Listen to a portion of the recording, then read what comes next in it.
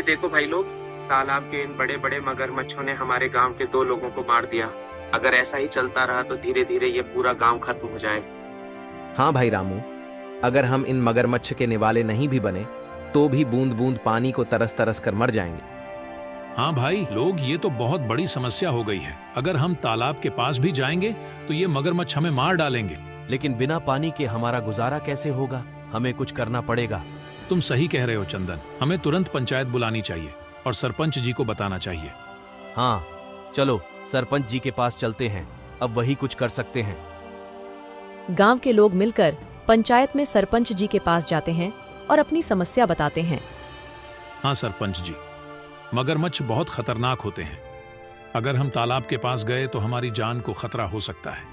हाँ सरपंच जी, हरिया सही कह रहा है। हमने देखा कि कुछ लोग पानी भरने गए थे और मगरमच्छों ने उन पर हमला कर दिया। हाँ भाइयों, यह समस्या सच में गंभीर है, लेकिन हमें इसका कोई समाधान निकालना होगा। एक व्यक्ति है जो हमें इस समस्या से निकलने के लिए कोई बेहतर सुझाव दे सकता है। वह है मुखिया हरिलाल। हमें इस बारे में हरिलाल से बात करनी चाहिए।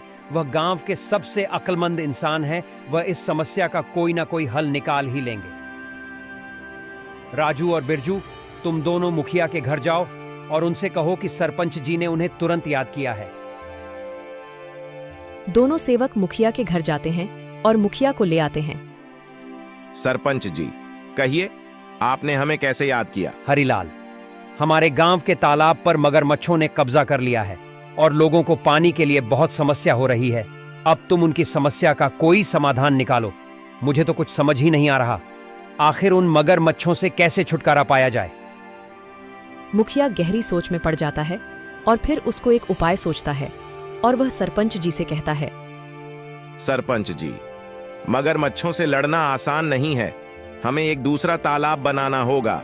यह काम आसान नहीं होगा, लेकिन अगर हम सब मिलकर मेहनत करेंगे तो नया तालाब जल्दी ही बन जाएगा। मुखिया जी, आप बिल्कुल सही कह रहे हैं। हम सब मिलकर मेहनत करेंगे और नया तालाब बनाएंगे। हाँ, हमें मिलकर काम करना होगा। इस समस्या का यही समाधान है। चलो फिर कल से ही हम नया तालाब खोदने का काम शुरू करते हैं। सभी गांव वाले मिलकर काम करेंगे और पानी की समस्या से जल्द ही निजात पाएंगे।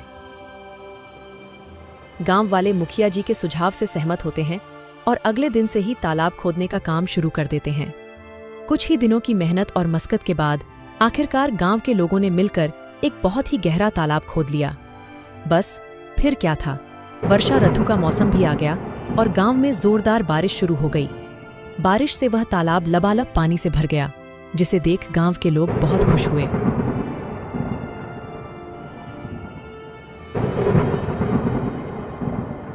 अरे हरिया, यह देखो, हमारा तालाब कैसे पानी से भर गया है। अब हमें पानी के लिए उस मगरमच्छ वाले तालाब में जाने की जरूरत नहीं पड़ेगी। हम यही पास ही के तालाब से पानी भर लिया करेंगे।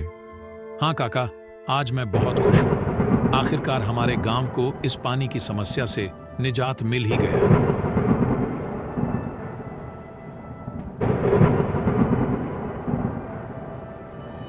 ऐसे ही कुछ दिन हंसी खुशी बीत जाते हैं। गांव के लोग तालाब के होने से बहुत खुश थे, लेकिन एक दिन गांव के लोगों की खुशी को जैसे किसी की नजर ही लग गई।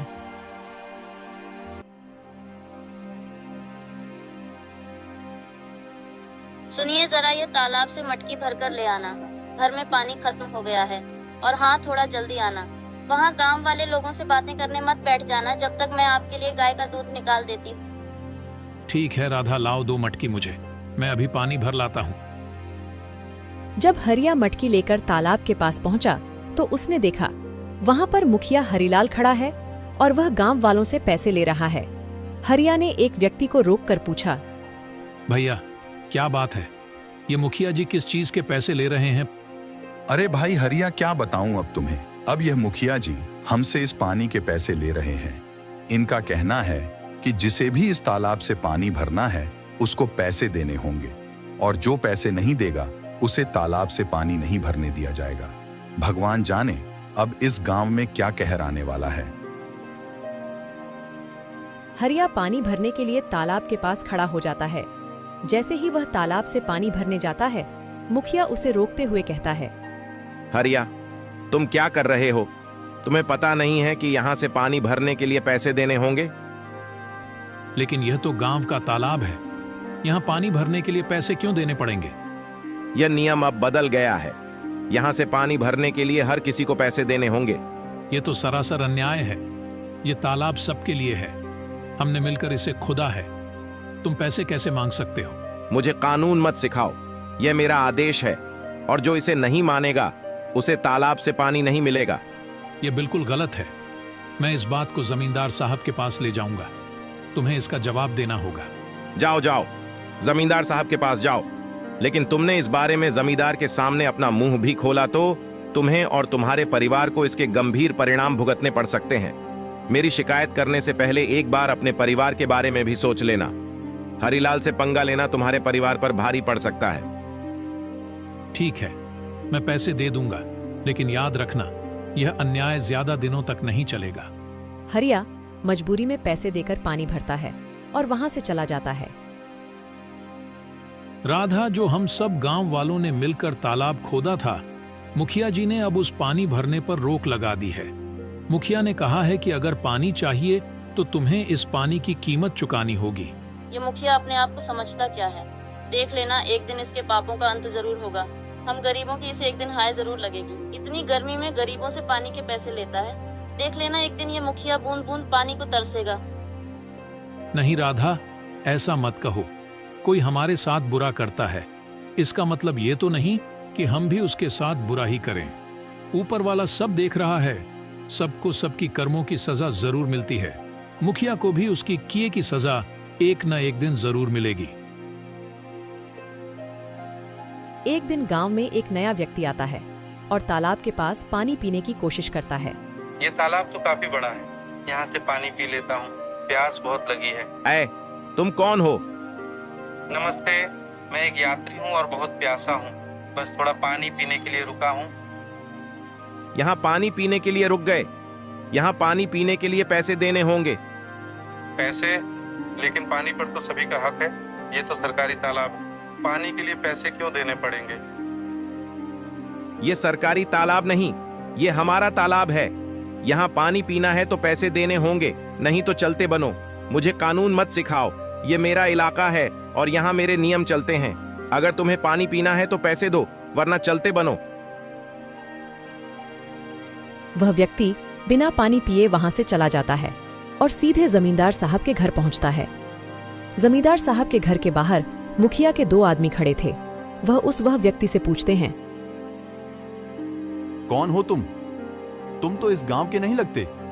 तुम यहाँ किस काम से आए हो? मैं जमींदार साहब से मिलने आया हूँ, उन्होंने ही मुझे बुलाया है। मेरा नाम मोहन है, मैं इस गांव का नया कलेक्टर हूँ। यह सुनकर वह दोनों आदमी उस व्यक्ति को अंदर जाने देते हैं। नमस्ते जमींदार जी, मैं इस जिले का नया कलेक्टर हूँ। मेरा नाम मोहन है। नमस्ते कलेक्टर साहब, आइए बैठिए। मुझे बताइए, आप यहाँ कैसे आए? जमींदार साहब, मैं यहाँ एक गंभीर समस्या के बारे में बात करने आया हूँ। मैं गांव के तालाब पर गया था और प्यास लगने पर पानी पीने की कोशिश की, लेकिन मुझे पानी पीने से मना कर दिया गया और पानी पीने के लिए पैसे मांगे गए। क्या ऐसा किसने किया? वहाँ मौजूद एक व्यक्ति ने मुझे साफ मना कर दिया और कहा कि बिना पैसे दिए पानी नहीं मिल सकता। तालाब का पानी तो सबके लिए मुफ्त है, यह बहुत गलत है। मुझे माफ कीजिए कलेक्टर साहब, मैं तुरंत इस मामले की जांच करूंगा। जमींदार साहब गुस्से में बाहर खड़े मुखिया के दोनों आदमी को अंदर बुलाते हैं। हमारे गांव में यह क्या चल रहा है? तुमने मुझे इसकी खबर क्यों नहीं दी? मैंने तुम दोनों को किस लिए काम के लिए रखा है? अब तुम सीधे सीधे यह बताओ कि यह जो कलेक्टर कह रहे हैं वह क्या सच है? कलेक्टर साहब का कहना है कि हमारे गांव के तालाब पर गांव के लोगों से पानी के पैसे लिए जा रहे हैं। सच सच बताओ मुझे। जमींदार की फटकार से वह दोनों आदमी सब उगल देते हैं। जी जमींदार साहब, वह मुखिया हरिलाल हैं जो गांव वालों से पानी भरने के पैसे ले रहे हैं। हमने उन्हें बहुत समझाने की कोशिश करी, लेकिन वह नहीं माने। उस मुखिया हरिलाल की इतनी हिम्मत, उसने मेरे पीठ पीछे गांव वालों के साथ ऐसा व्यवहार किया। जाओ, मुखिया को अभी बुलाकर लाओ, और हां, साथ में सारे गांव वालों को भी एकत्रित करके यहां लाओ। थोड़ी देर में मुखिया के साथ ही सारे गांव वाले भी जमींदार साहब के घर पहुंच जाते हैं। गांव वालों, आज मैंने आपको एक जरूरी मुद्दे पर चर्चा करने के लिए बुलाया है।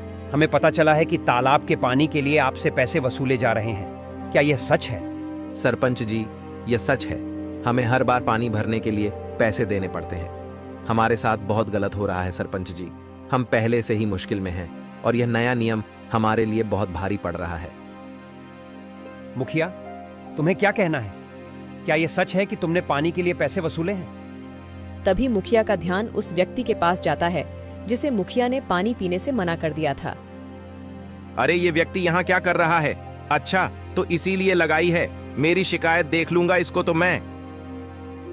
बोलो हरिलाल, ये सब क्या चल रहा है? सच का तो मुझे पता चल ही गया है, लेकिन एक बार यह मैं तुम्हारे मुंह से सुनना चाहता हूं।